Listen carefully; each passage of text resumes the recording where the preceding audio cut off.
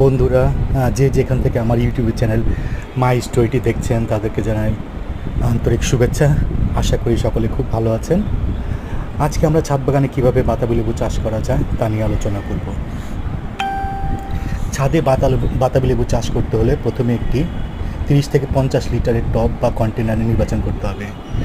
এরপর ভালো মানের মাটি, বালি ও কম্পোস্ট সার দিয়ে সেই টবটি প্রস্তুত করতে হবে।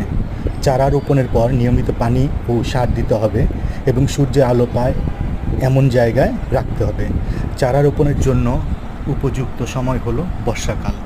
নিয়মিত ছাঁটাই করলে বেশি ফলন পাওয়া যায়। কলম করা গাছ থেকে 2 থেকে 3 বছরের মধ্যেই ফল পাওয়া সম্ভব। বছরে 2 বার থেকে 3 বার কম্পোস্ট সার দিতে হবে। প্রতি 2 থেকে 3 সপ্তাহে নিয়মিত নিম তেলের ব্যবহার করা যেতে পারে, যা থেকে পোকামাকড় থেকে দূরে রাখবে এবং ফলনকে রক্ষা করবে। সকলকে ধন্যবাদ জানিয়ে আজকের মতো বিদায় নিচ্ছি।